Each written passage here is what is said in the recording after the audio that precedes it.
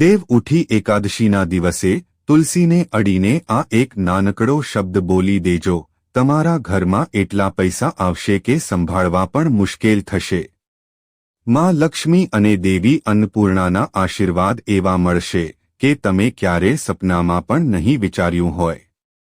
આખું ઘર ખુશીઓથી ભરાઈ જશે. આખા વર્ષ દરમિયાન તમારા ઘરમાં ધનની વર્ષા થશે. મિત્રો, આ એક નાનકડો શબ્દ સામાન્ય બિલકુલ નથી.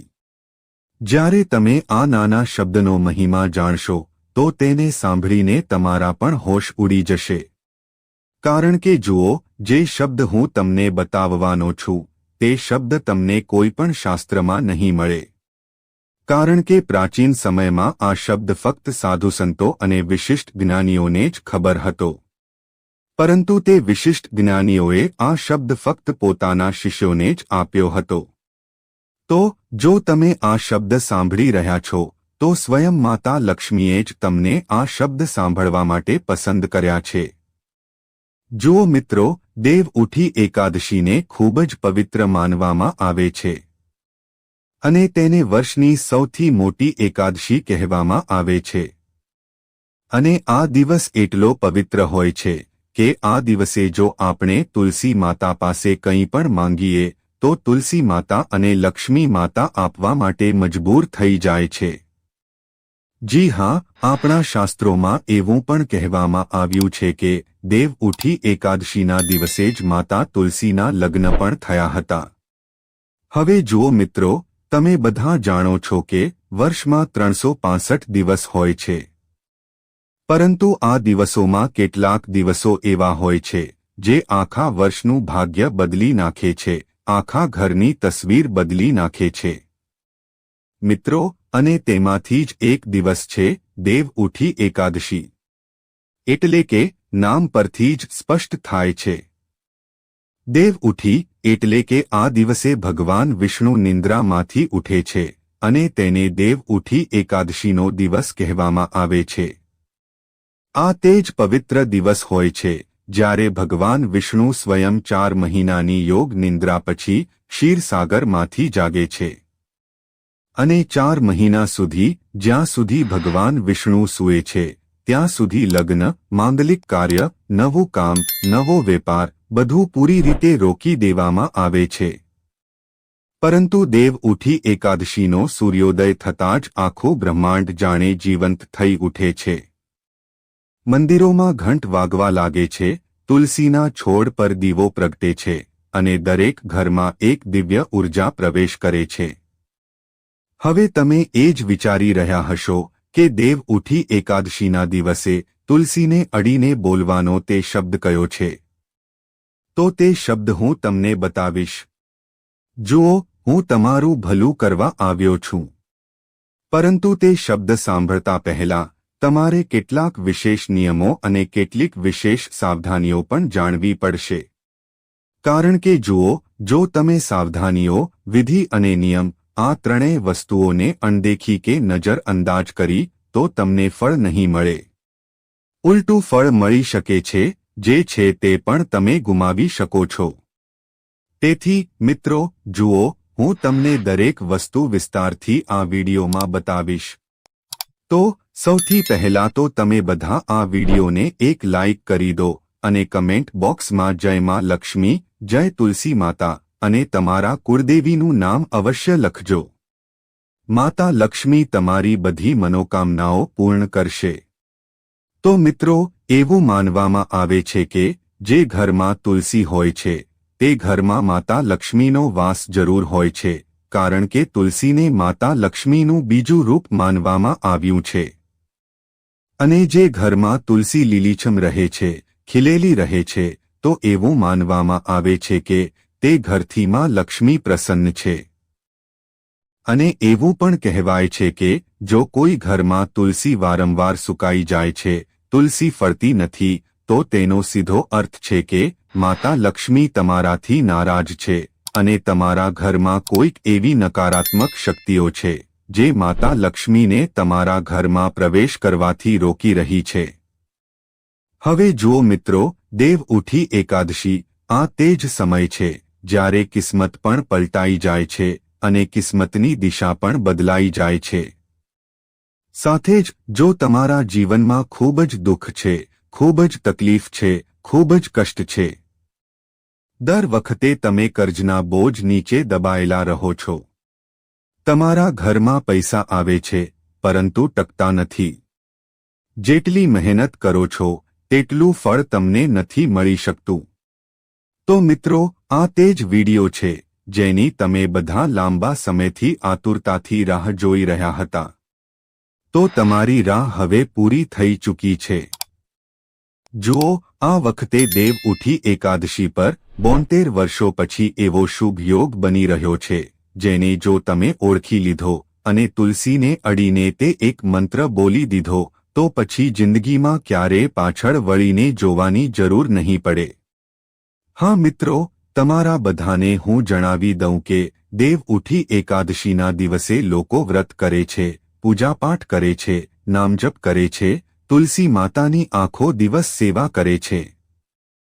પરંતુ આટલું બધું કર્યા પછી પણ ઘણીવાર લોકોને ફળ નથી મળતું. કેમ નથી મળતું? કારણ કે આપણને તેની સાચી વિધિ ખબર નથી હોતી. ખરેખર શાસ્ત્રોમાં જણાવ્યું છે કે તુલસી માતાનું પૂજન જો સાચી વિધિવિધાનથી અને સાચા જ્ઞાન સાથે કરવામાં આવે તો જ આપણને ફળ મળે છે. હવે જુઓ મિત્રો, તુલસી માતા સ્વયં ભગવાન વિષ્ણુના પત્નીનું રૂપ છે. અને આ દિવસે જ્યારે તમે તેમને અડો છો તો તમારા હાથમાં ફક્ત માટી નહીં પરંતુ દિવ્યતાની કંપન ઊર્જા હોય છે. કહેવાય છે કે આ દિવસે બોલાયેલા શબ્દો બ્રહ્માંડમાં અનેક ગણા વધીને પાછા ફરે છે. તેથી આજે હું તમને એક એવો શબ્દ બતાવવા જઈ રહ્યો છું જેને તુલસીને અડીને બોલી દેશો તો ફક્ત પૈસા જ નહીં, તમારા જીવનમાં સમૃદ્ધિ, સન્માન અને સ્થિરતાનો એક એવો પ્રવાહ આવશે કે તમે પોતે સંભાળી નહીં શકો. પરંતુ તે શબ્દ સુધી પહોંચતા પહેલા એ સમજવું જરૂરી છે કે આખરે તુલસી આટલી ચમત્કારી કેમ છે. મિત્રો, તુલસી ફક્ત એક છોડ નથી, તે એક જીવંત શક્તિ છે.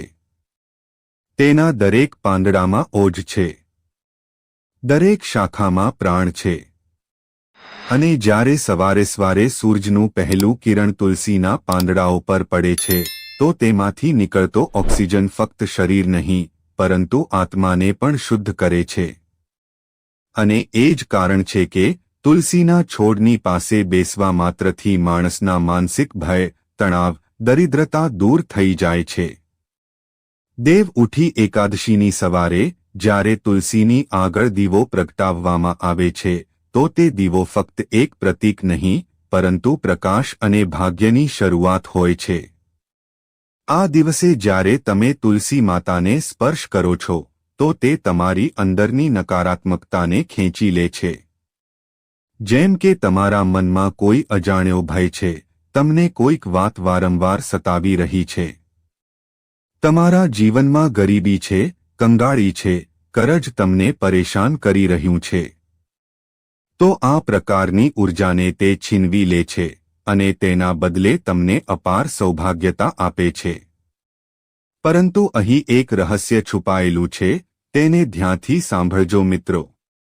જુઓ, તુલસી માતા ફક્ત તે વ્યક્તિને જ વરદાન આપે છે જે તેમની પાસે કંઈ માંગતો નથી પરંતુ તેમને માતા માનીને તેમની સાથે વાત કરે છે.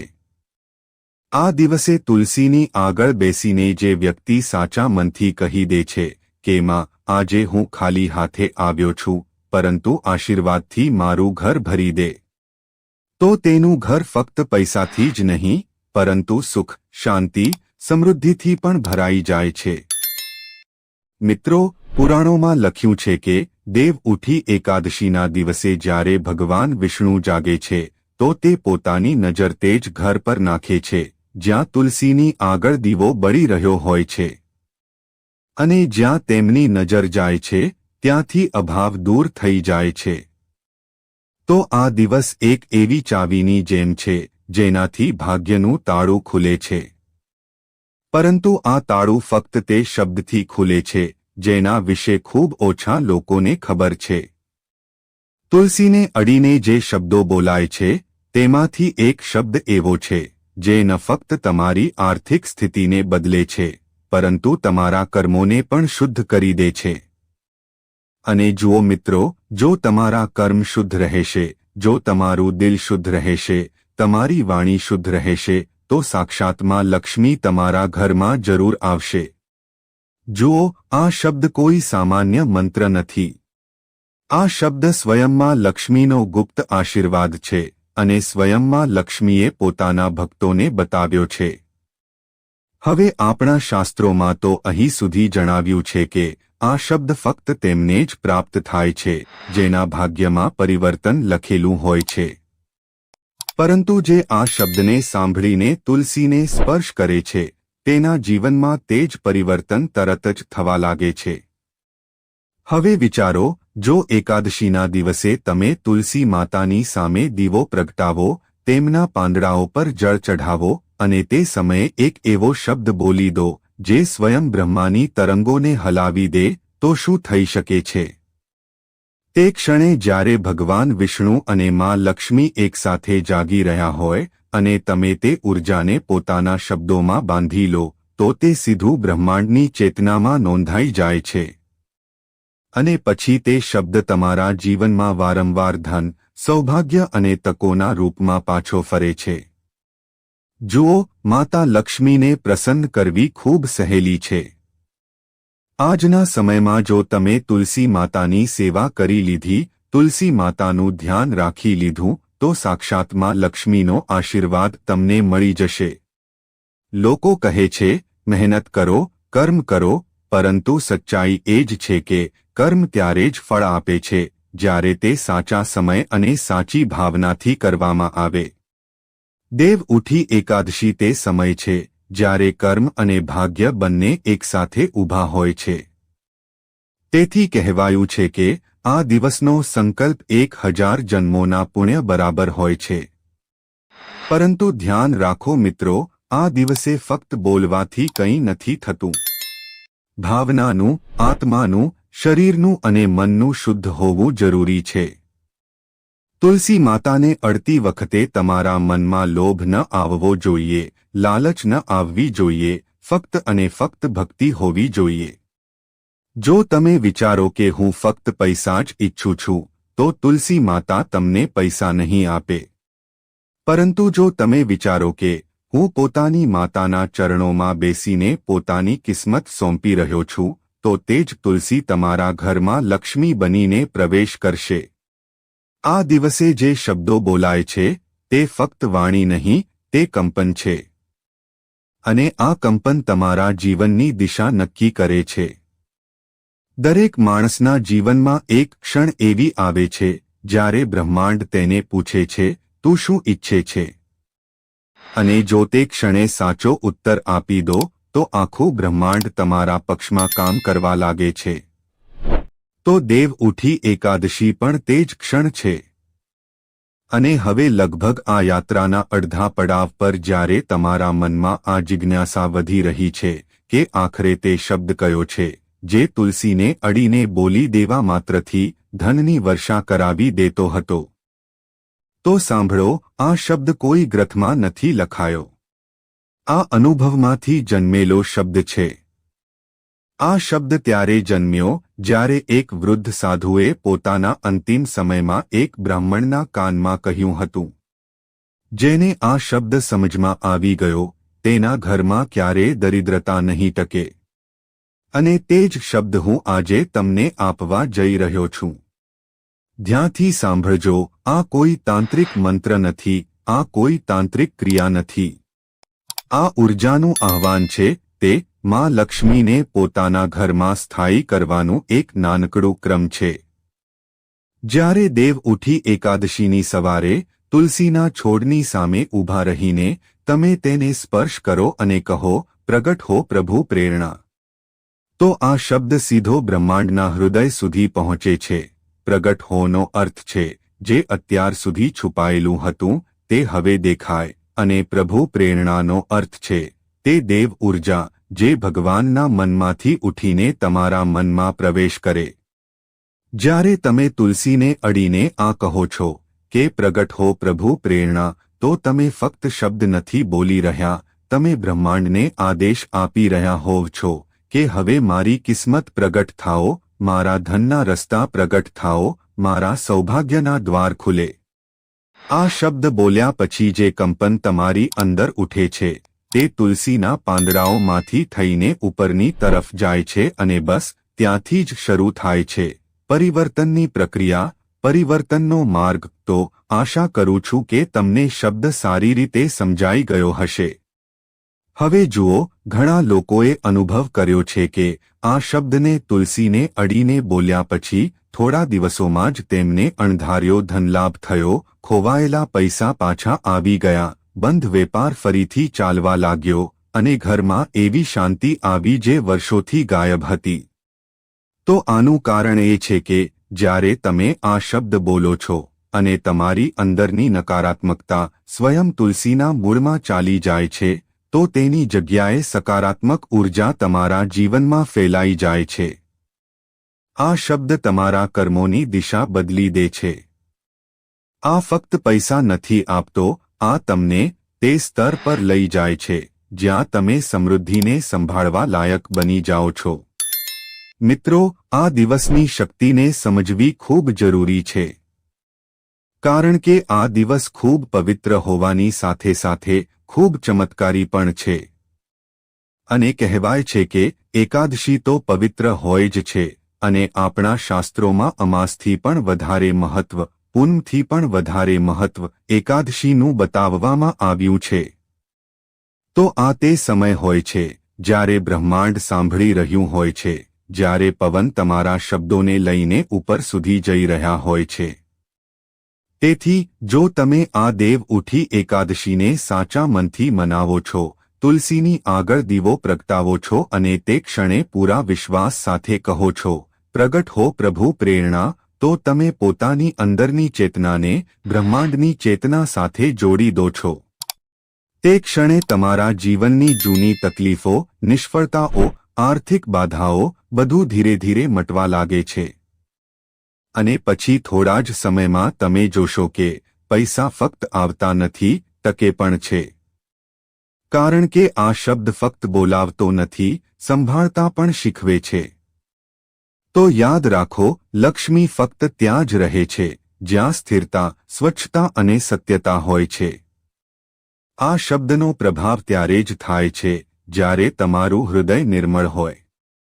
તુલસીને અડતી વખતે જો તમે કોઈના પ્રત્યે દ્વેષ, ઈર્ષા કે ખોટું બોલવાનો ભાવ રાખશો કે લોભ રાખશો કે લાલચ રાખશો, તો આ શબ્દ કામ નહીં કરે.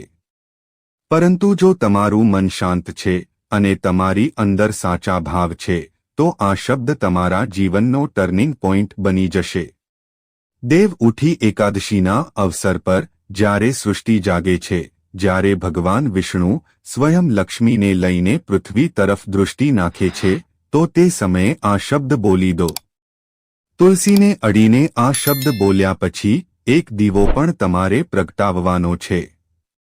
મિત્રો, આ શબ્દ બોલ્યા પછીની પ્રક્રિયાને જાણવી પણ ખૂબ જરૂરી છે. કારણ કે પ્રક્રિયા જો વિધિવિધાનથી કરવામાં આવે, જો ઉપાય પૂરી જાણકારી સાથે કરવામાં આવે તો જ સારું છે. કારણ કે અધૂરું જ્ઞાન હંમેશા હાનિકારક હોય છે. અધૂરા જ્ઞાન સાથે જો આપણે કોઈ કાર્ય કરીશું તો તે કાર્ય તો બગડશે અને સાથે કિસ્મત પણ બગડી જશે. સાચા મનથી માતા લક્ષ્મી અને ભગવાન વિષ્ણુને પ્રાર્થના કરો. હવે તમારે દીવો પ્રગટાવવાનો છે અને મનોમન કહેવાનું છે, હે માં તુલસી, હવે હું ખાલી નથી, હવે હું તમારા આશીર્વાદથી પૂર્ણ છું. પછી જોજો ધીરે ધીરે કઈ રીતે જીવનમાં બદલાવ આવવા લાગે છે. ક્યારેક ક્યારેક લોકો વિચારે છે કે ચમત્કાર ફક્ત વાર્તાઓમાં જ થાય છે. પરંતુ સચ્ચાઈ એ છે કે ચમત્કાર ત્યારે થાય છે જ્યારે વિશ્વાસ શબ્દ સાથે મળી જાય છે. પ્રગટ હો પ્રભુ પ્રેરણા, આ શબ્દ તે જ વિશ્વાસની ચાવી છે. તેને તુલસીની સામે બોલતી વખતે તમારા મનમાં કોઈ શંકા ન હોવી જોઈએ. આ ક્ષણ તે છે જ્યારે તમે તેને બોલો અને તે તમારા જીવનનો નવો અધ્યાય લખી દે છે. આ દિવસે બોલાયેલો આ શબ્દ 12 મહિના સુધી અસર કરે છે. તે તમારા ઘરમાં એવું ચુંબકીય ક્ષેત્ર બનાવી દે છે કે પૈસા રોકાય છે, વધે છે અને બમણા થાય છે. તો મિત્રો, આ દેવ ઉઠી એકાદશી પર જ્યારે સૂરજ ઉગે તો સૌથી પહેલા તુલસી માતા પાસે જાઓ, દીવો પ્રગટાવો, જળ ચઢાવો અને તે ક્ષણે પોતાના બંને હાથોથી તુલસીને અડીને પૂરા વિશ્વાસ સાથે કહો, પ્રગટ હો પ્રભુ પ્રેરણા. આ શબ્દ તમારા ભાગ્યને સંભાળી લેશે અને જેટલી પણ મુશ્કેલીઓ આવશે તેને દૂર કરી દેશે. કારણ કે આ શબ્દ ફક્ત બોલાતો નથી, આ શબ્દ બ્રહ્માંડમાં નોંધાઈ જાય છે. અને જે બ્રહ્માંડમાં નોંધાઈ જાય તેને કોઈ મિટાવી શકતું નથી. તેથી દેવ ઉઠી એકાદશીના દિવસે જ્યારે દેવતાઓ સ્વયં જાગી રહ્યા છે અને જ્યારે ધરતી અને આકાશનું મિલન થઈ રહ્યું હોય ત્યારે આ તક ગુમાવતા નહીં. તુલસીને અડીને આ એક શબ્દ બોલી દો અને પછી જુઓ કેવું બ્રહ્માંડ તમારા પક્ષમાં કામ કરવા લાગે છે. આવનારા 4 મહિનામાં તમને જે પરિવર્તન દેખાશે તે ફક્ત સંયોગ નહીં હોય, તે સંકેત હશે કે માં તુલસીએ તમારી પ્રાર્થના સાંભળી લીધી છે. માં તુલસીએ તમારા ભાગ્યને, તમારી કિસ્મતને સુધારવાનો મોકો તમને આપી દીધો છે. જુઓ મિત્રો, દેવ ઉઠી એકાદશીનું મહત્વ સાધારણ નથી. દેવ ઉઠી એકાદશીના દિવસે લોકો દાન પુણ્ય પણ કરે છે. લોકો બ્રાહ્મણોને ભોજન કરાવે છે. ગરીબ અને લાચાર લોકોની સહાયતા કરે છે. ઠંડીનો સમય ચાલી રહ્યો છે, તો જો તમને તમારા ઘરની આસપાસ કોઈ પણ ગરીબ કે લાચાર વ્યક્તિ ઠંડીથી ઠૂંઠવાતો દેખાય તો દેવ ઉઠી એકાદશીના દિવસે તેને ગરમ વસ્ત્રોનું દાન અવશ્ય કરો. મિત્રો, કિસ્મત ચમકાવવાનો મોકો વારંવાર નહીં મળે. દેવ ઉઠી એકાદશી એક એવો તહેવાર છે, એક એવો પૂજાનો દિવસ છે જે વર્ષમાં ફક્ત એક જ વાર આવે છે. અને આ ખૂબ પવિત્ર દિવસ છે. વિચારો, ભગવાને પોતાની નિંદ્રામાંથી જાગવા માટે આજનો દિવસ જ કેમ પસંદ કર્યો હતો. ભગવાન સ્વયં આ દિવસે જાગે છે, તો આ દિવસ તો પવિત્ર હોવાનો જ હોવાનો. તો તમારી પાસે પણ મોકો છે પોતાની સૂતેલી કિસ્મતને જગાડવાનો, પોતાના સૂતેલા ભાગ્યને જગાડવાનો. તો મિત્રો, આશા કરું છું કે તમને બધાને આ જાણકારી પસંદ આવી હશે. જો આ વિડિયો પસંદ આવ્યો હોય તો વિડિયોને લાઇક અને શેર જરૂરથી કરજો. અને કમેન્ટ બોક્સમાં જય માં લક્ષ્મી અને જય તુલસી માતા અવશ્ય લખી દેજો. માતા લક્ષ્મી તમારી બધી મનોકામનાઓ પૂર્ણ કરશે.